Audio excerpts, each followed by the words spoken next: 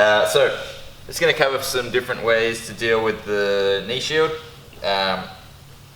So when I say knee shield, it's having this leg blocking me from closing the gap here on Craig. Obviously, if that leg wasn't there, this would be great. I can just continue to pass through. But any time that leg's in front, when I start to pressure, Craig can push back, okay? Now, first thing is, like, the fact that he's got this here, I haven't necessarily entered into my guard passes as well as I'd like, okay? So preferably we actually block the knee shield before we go across.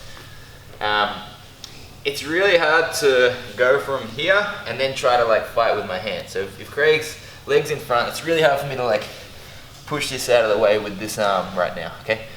I won't be able to deal with this here. I have to square his hips up to get rid of it, to get inside the leg, if that makes sense. So when we're setting it up, I actually kind of want Craig a little bit on this hip where I can get my hand next to the ribs and use my forearm to block the leg, okay? Now when I move to the side and he tries to bring the leg in, I can track that leg. When he tries to go high, I flare my elbow. When he tries to go low, I drop my elbow, okay? Because he can recover this leg by swinging it over the top, like that, or he can bring his leg underneath and get through, and either one of those are bad, okay?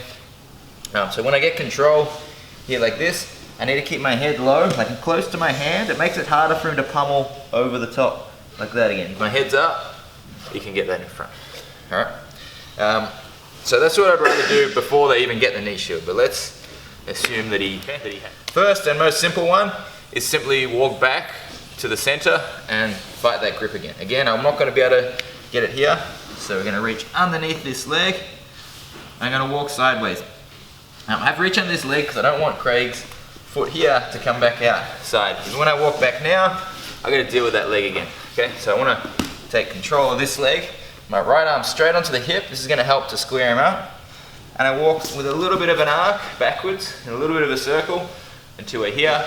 And then you can see with his angle of his knee now, I can bring my elbow inside. And come back, okay? Again, we're here. I walk, now I can put my elbow inside.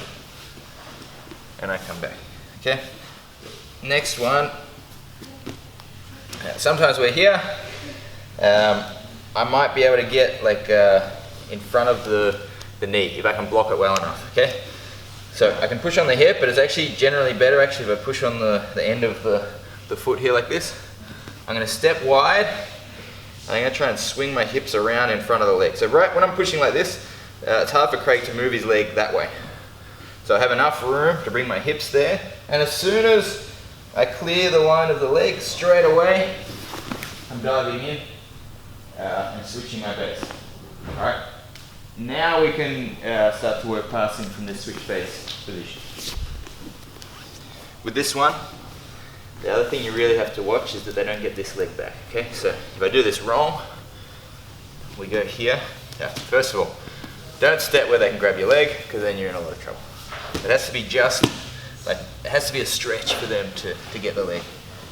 I'm going to turn, and then I want to block this leg from recovering. If I do it wrong, and I leave that gap, he bends that knee in, and he goes to the back.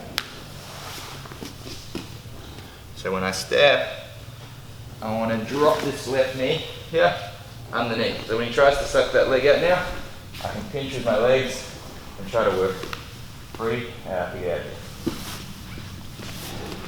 Okay, a lot of the passes as well, we want to, a lot of the time you've managed to get this angle, and as much as he's blocking me with that leg, I also consider this me controlling Craig's bottom leg. I'm stopping him from using that as an open guard. So sometimes you don't always want to back out and reset. And it can be better to actually maintain control of this and go to our knees. Okay, so from here, I can actually come down to my knee. From here, nice simple one. Definitely works better in the gi, but we can do the weave. So I weave my hand through, over the top. I look for some sort of grip. It can be pinning the wrist and putting my head in. Crossface is ideal, but most people will be blocking. So like, it's usually really hard to get a crossface. If he was just lying there, of course, I'd get this. But more common, it'll be like this. I'm using my head to stop him turning in too much. Okay, watch my footwork if you walk behind. He's hooking me really well with this leg. To free this knee, I'm going to stand up, like knee cut over the top of the shin, and then I windshield wiper off. Okay, so again, I can't just pull the leg out. Hold it tight. I can't just kick out of this. I stand up, knee over the top, windshield wiper out, and then we're looking. This one, Kip Dale actually does this one really well. So if you want more details, better details, get Craig Jones and Kip Dale's Z-Guard DVD.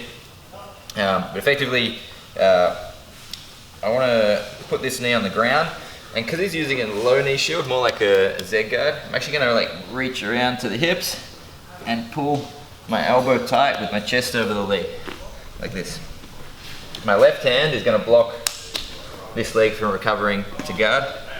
I'm going to start to put my pressure down on my head.